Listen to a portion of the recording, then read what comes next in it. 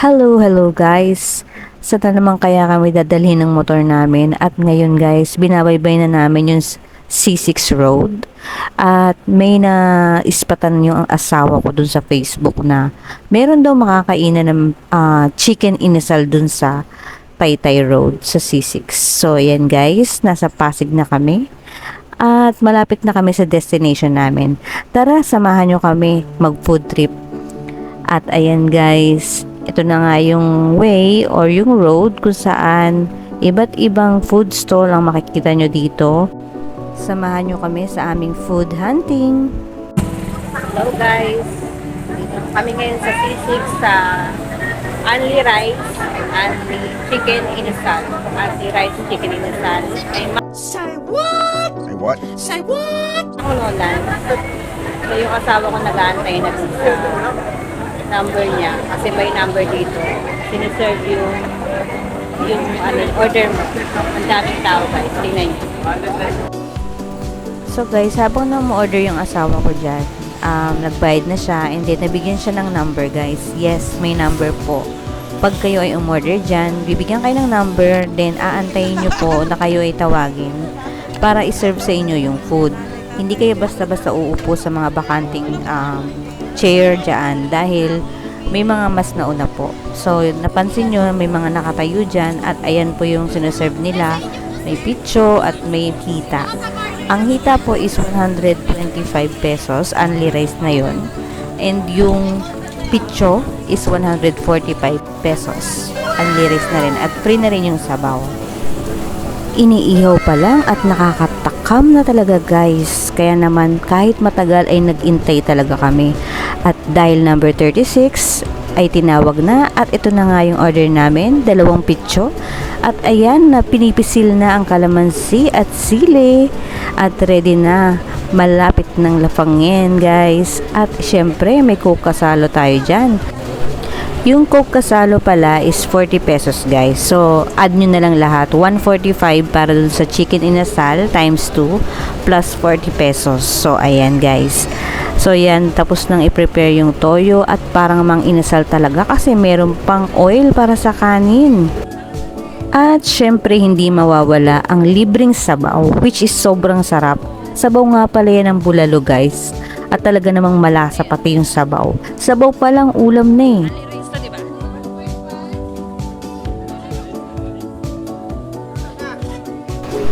So ayan, umpisa na natin lafangin ang pitso guys.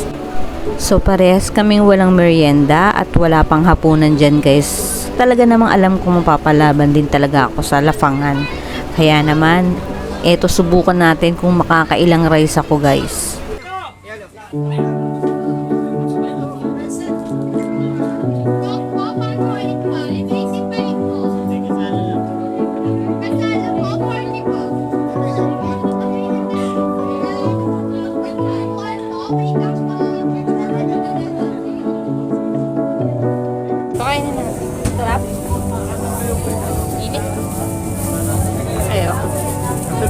Ba't sinama ito yung dalawa eh? Good yan no? Sa'kin lang tayo sunod. Mapalaban si Kati. Kasi yan.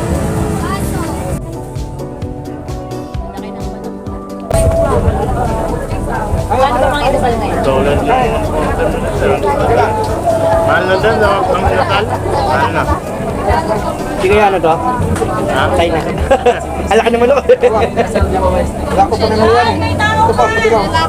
Ito po, kasalo po. Ito po yung supply niya, sir. Madam boy, ba't ang malak? Ay, bato. Wala kaya, katakot eh. Double kill. Mura eh, no? Kasi dito. Laka ng chicken eh. Okay. Kita, madam, kita. Tatlo pa, walang balikan. Asan na yun? Hindi ako nag-una. Hindi ako nag-merienda, finish ko eh. Wait ka na. Bayaran mo na. Bayaran mo bago ka kumain. Tumayo na, hindi na nakatiis.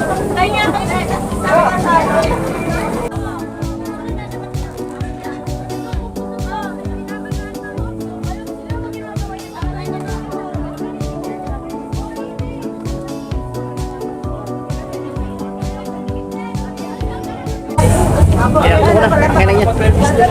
Tatlo. Tatlo yan? Oo. Ali yan. Ayang bayad mo. Mapangko ka na.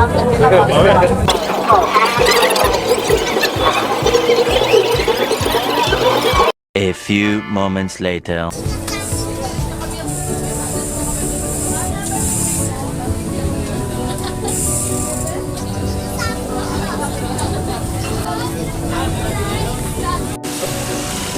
Ano, masarap ba yung chicken inasal unlimited rice?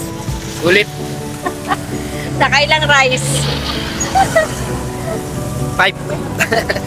Nakalimang rice, ako dalawa. Ayan. Naubos na yung rice pero meron kaming take out na chicken inasal. Hindi namin naubos. So siya nakalimang rice, ako dalawa lang. At may libreng sabaw. Dalawa. Ang sarap. Magkano yon? 45. 145 chicken inasal with only rice. Picho. Picho. Picho yung part niya. Yan, dito sa Ang Nolan. Mang Nolan's Chicken Inasal. Ayan, dito lang yan sa C6 Taytay. C6 Taytay.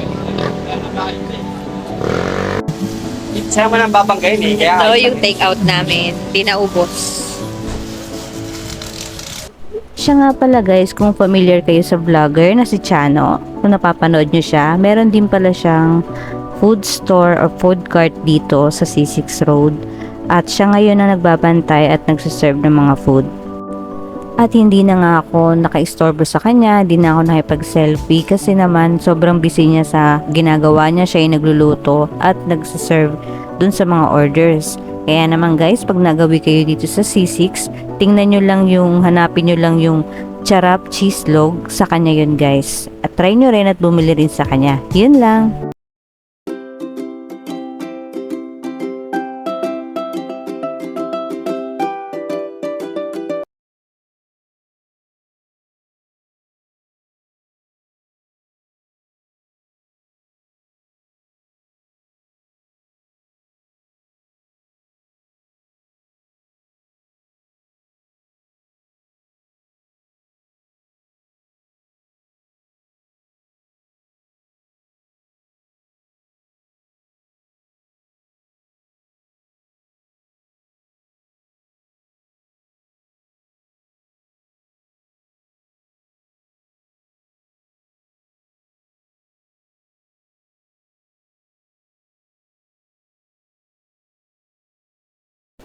At sa mga hindi nakakaalam guys, kung familiar kayo kay Chano, yung vlogger, meron po siya ditong food stall. Ang pangalan ng food stall niya is Charap Cheese Log. At marami ring choices na pagpipilian ng food. At ayan siya yung nagluluto at nagsaserve. So, hindi na ako nag-attempt na magpa-selfie or magpa-picture sa kanya kasi ang dami niyang ginagawa. At siya talaga yung nagluluto ng food na umu-order sa kanya guys. So, ayan yung stall niya dito sa C6 Taytay Road. Punta na kayo and then try nyo yung iba pang mga food stalls dito.